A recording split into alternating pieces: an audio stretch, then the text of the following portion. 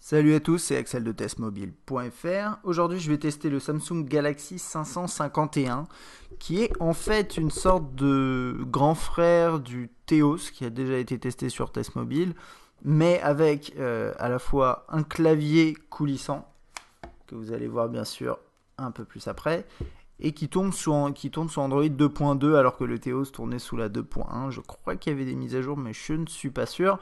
Quoi qu'il en soit, c'est un terminal plutôt intéressant puisque il a un petit écran mais un clavier coulissant.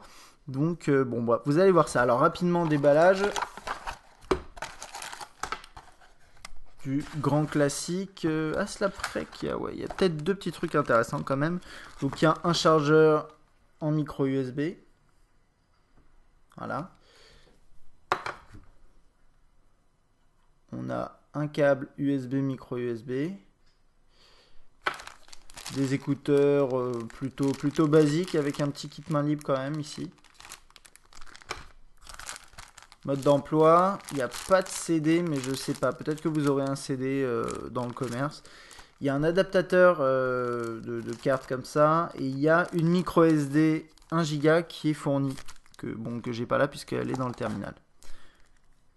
Alors, Galaxy 551. Alors j'ai un petit peu de mal avec les noms de Samsung. Pourquoi l'appeler Galaxy 551? Donc un nombre alors que le Theos s'appelait Theos. Il faut savoir autre chose, c'est que pour trouver parfois ces terminaux sur internet, c'est un peu compliqué parce que celui-là, il s'appelle aussi le Samsung i5510. En plus de s'appeler Galaxy 551 et le Theos s'appelait aussi Galaxy 3 dans certains pays. Donc bref, voilà. Ça, c'est le 551 qu'on appelle aussi le i5510 avec clavier coulissant comme ça, AZERTY. Ok, donc qu'est-ce qu'on a là-dessus? Pour commencer, je dirais l'écran. On a un écran 3.2 pouces pardon, avec une petite résolution de 400 par 240. Pour l'instant, c'est exactement la même chose que sur le Theos. On a un appareil photo 3 mégapixels sans flash avec autofocus qui peut filmer aussi de la vidéo en 320 par 240. C'est un petit peu bas, mais ça reste, voilà, c'est correct. 160 MO de mémoire interne, c'est assez peu, mais vous avez un slot micro SD qui peut aller jusqu'à 32 Go. Et bon, je vous ai dit, il y a une carte aussi 1 Go qui est fournie, ce qui est pas trop mal.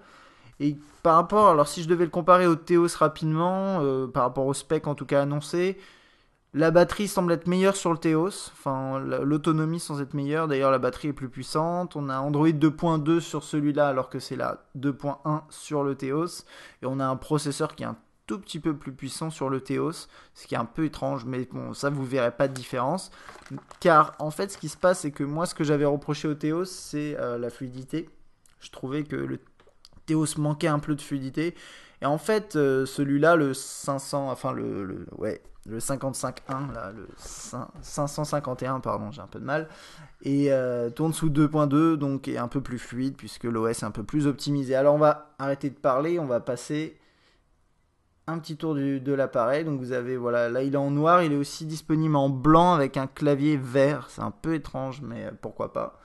Donc sur le dessus, qu'est-ce qu'on a? Un jack 3.5, le slot pour la caméra un peu de mal.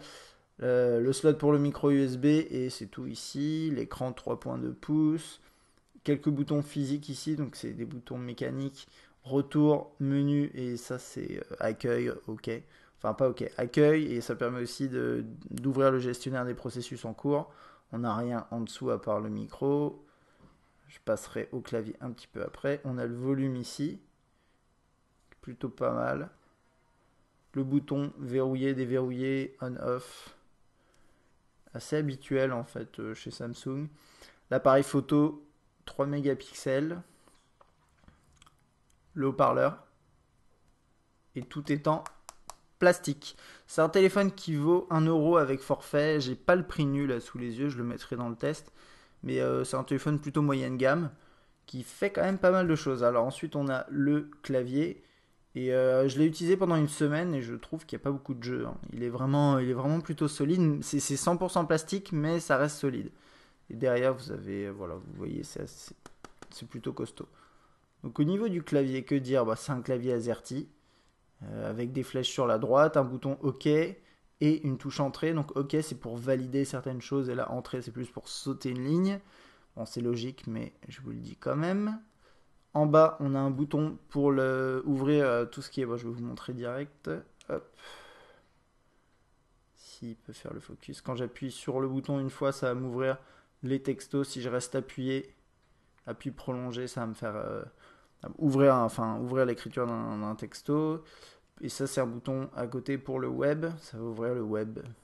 Enfin, pas exactement le web, plutôt pour la recherche. C'est bizarre parce que c'est une icône web et quand je la lance, j'accède à ça qui permet en fait de faire une recherche rapide. Et d'ailleurs, par rapport à ça, là, je suis un peu déjà hors sujet, mais c'est pas grave. Quand vous commencez à taper, hop, ça va direct lancer quelque chose comme ça et la recherche. C'est assez sympa parce que du coup, ça fait que vous pouvez accéder à vos sites, à vos contacts assez rapidement. Que moi, j'aime bien ça. Niveau clavier, je l'ai utilisé, comme je dis, pendant une petite semaine. J'ai écrit des emails, des textos avec. J'ai un reproche à faire, c'est au niveau du bouton espace, de la touche espace. En fait, ce qu'il faut comprendre, c'est que ce clavier, il est composé de petites... donc chaque touche, c'est en caoutchouc, en mou, enfin une sorte de plastique mou. Derrière, il y a un bouton poussoir, enfin il y a un bouton physique, quoi. Qui est donc qui fait un petit rond. Donc là, ça va sur toutes ces touches-là, ça va. Sauf que sur celui-là, plutôt que de faire un bouton d'action qui fasse toute la longueur, il y en a trois. Il y en a deux aux extrémités et un au milieu. Et ça fait que quand vous appuyez entre les deux ici et ici, ça va être un peu plus compliqué d'appuyer sur la touche. Alors, c'est pas gênant parce qu'on s'habitue d'un moment à appuyer toujours aux bons endroits. Mais j'aurais personnellement préféré d'avoir une longue touche de bouton, quoi. Voilà. Et vous avez vu, ouais, le petit .com ici, ça c'est plutôt bien. Et le qui est là, qui n'est pas en accès direct. Mais bon, ça reste plus que correct. Alors on va passer à l'interface. Bon, là vous ne serez pas perdu. Si vous avez vu le test du Theos, c'est plus ou moins la même chose. C'est du Android ici 2.2 avec TouchWiz. Qu'est-ce que vous avez? Vous avez le grand classique. Vous avez 7 pages d'accueil personnalisables. Ici, hop, si vous faites modifier, vous pouvez en supprimer ou en ajouter. Enregistrer. Sur une page d'accueil, vous pouvez mettre des widgets. Voilà. Et ensuite les déplacer. Ce genre de truc, c'est du classique Android, ça. Mettre des raccourcis également. Ce genre de choses. Pas grand chose à dire là-dessus. Vous n'avez pas le multitouch qui permet de pincer comme ça. Je crois que c'est peut-être depuis la 2.2.1, mais je ne veux pas dire de bêtises, mais en tout cas vous l'avez pas là-dessus, c'est pas bon, c'est pas dramatique. Et que dire de plus par rapport à l'accueil? C'est à peu près tout. On va aller regarder vite fait, je vous montre la version.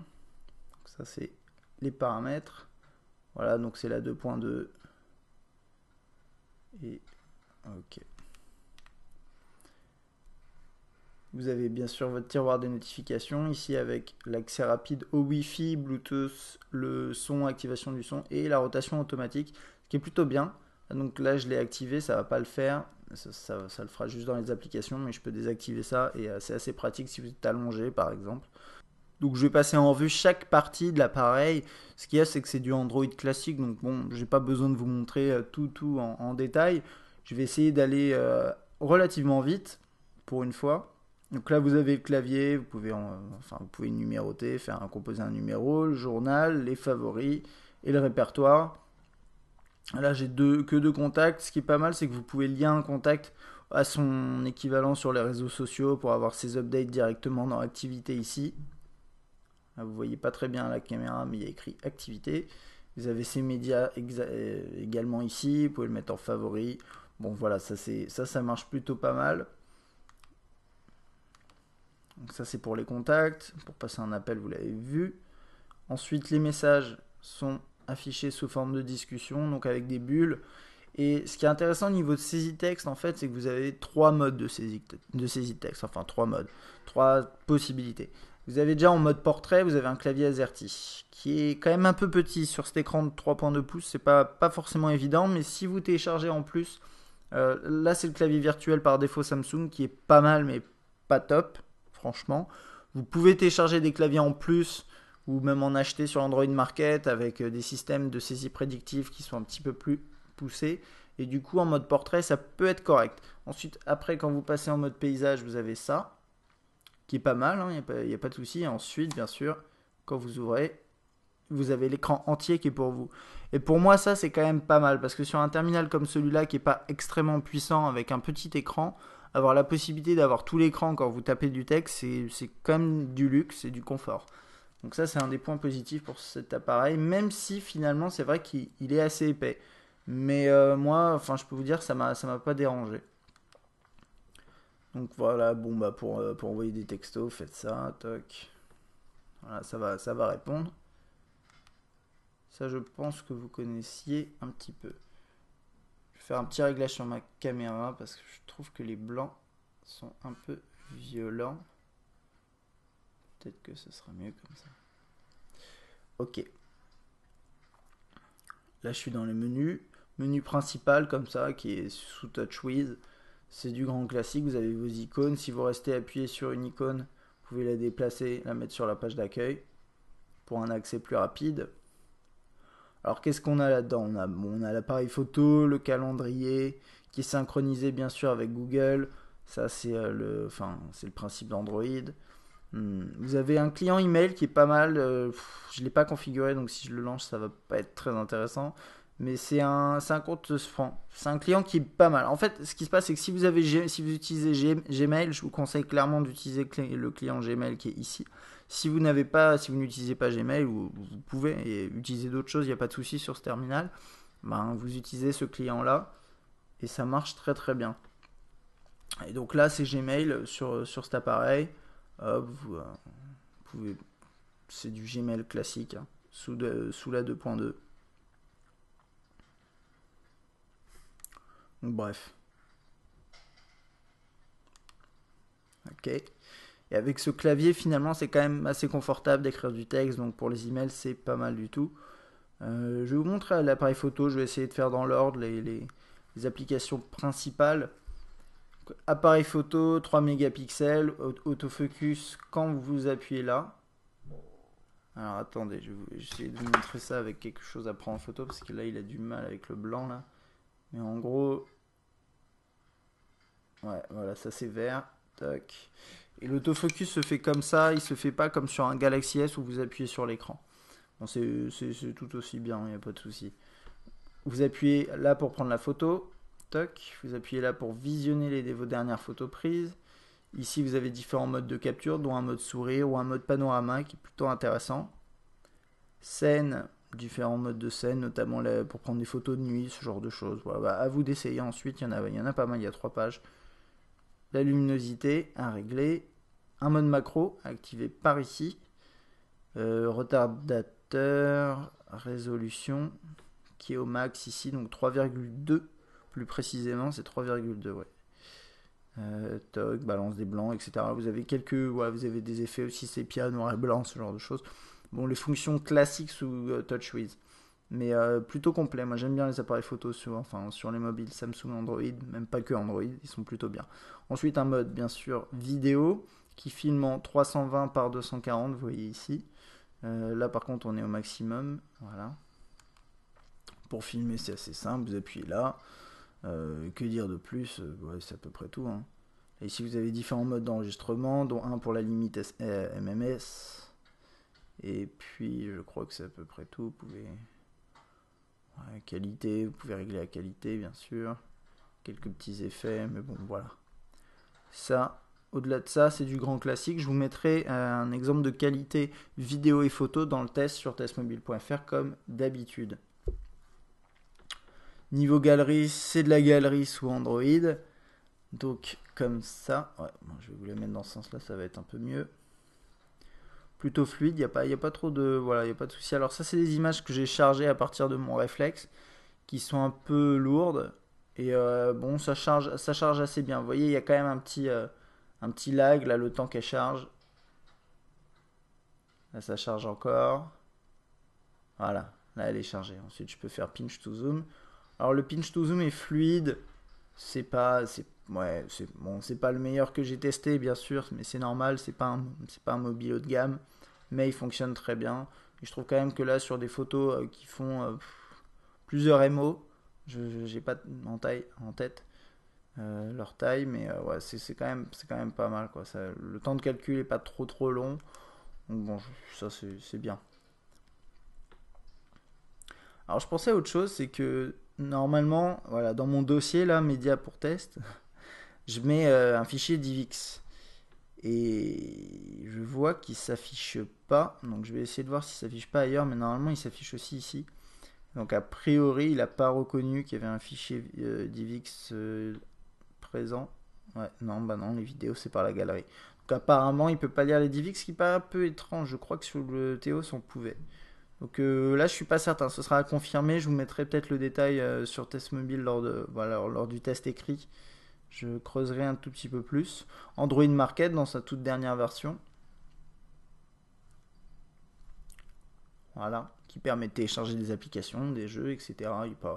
Il y a pas de souci. Par contre, il y a quelque chose à savoir quand même. Voilà, c'est que sur cet appareil, vous n'allez pas pouvoir faire tourner tous les derniers jeux en 3D, etc. Vous pourrez faire du casual gaming, les jeux en 2D qui ne demandent pas trop de ressources, du type Angry Birds, Doodle Jump, etc. Il n'y a pas de souci. Mais si vous voulez faire du Nova, Modern Warfare, etc., ça va pas être possible. Tous les derniers jeux, par exemple Gameloft en 3D, ça devrait pas tourner. Donc bon, c'est quelque chose à savoir. Ensuite, niveau musique. J'avais pas prévu de lancer tout de suite. Alors, vous avez les artistes. Alors, ça, c'est assez amusant parce que c'est le player Android par défaut. Et je suis un peu étonné de le voir là. Je croyais qu'il y aurait un player adapté Samsung, enfin, comme sur par exemple le Galaxy S. Je me rappelle plus sur le Theos comment il était, mais en tout cas, bon, voilà, vous avez ce player là. Donc, qui est bien, il n'y a pas de souci. On va faire un petit test de qualité des haut-parleurs qui est là.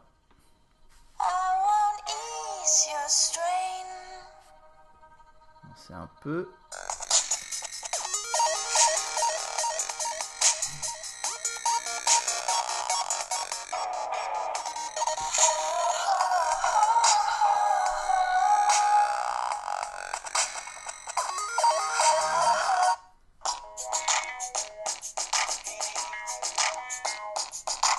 Là, je suis à fond, hein.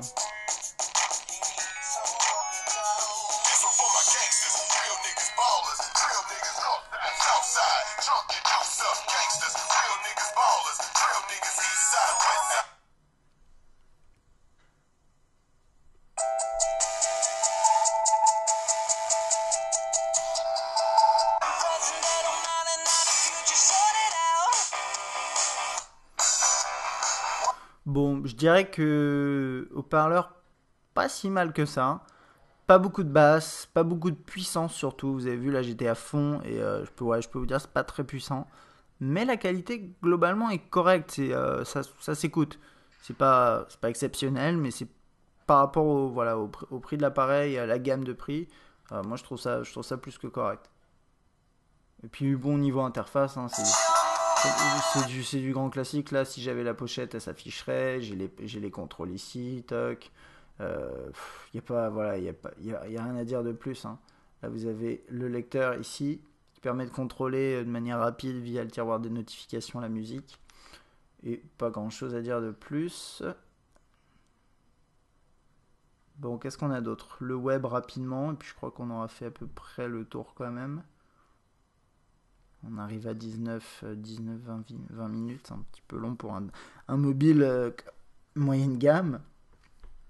Je m'excuse d'ailleurs. Alors, niveau web, c'est un des points un petit peu faible, entre guillemets, de cet appareil. Alors là, je suis connecté en Wi-Fi.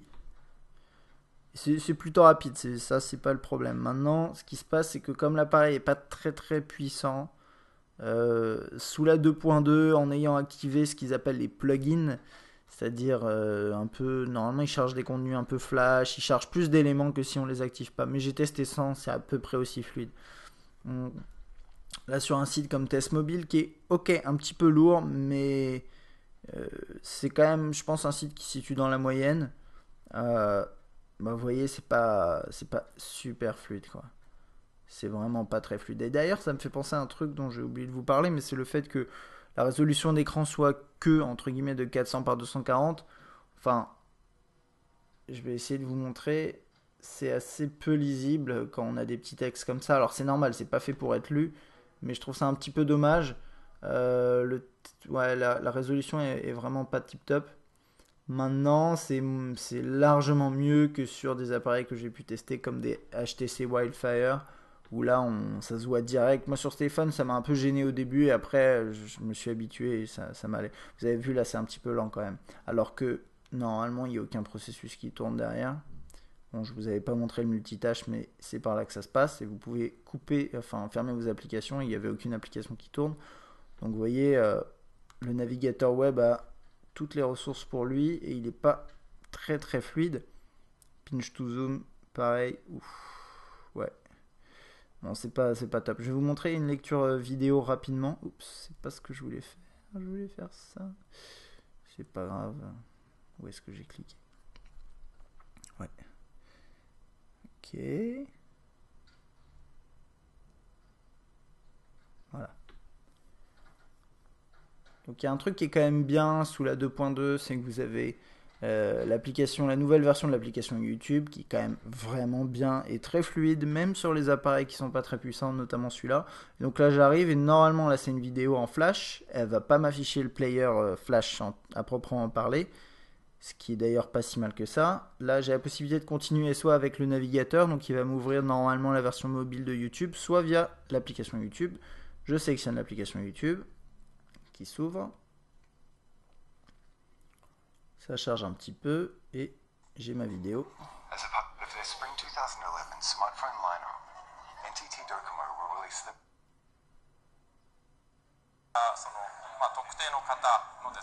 Voilà, et ça c'est vraiment pas mal. Pour lire les vidéos YouTube, moi j'aime bien.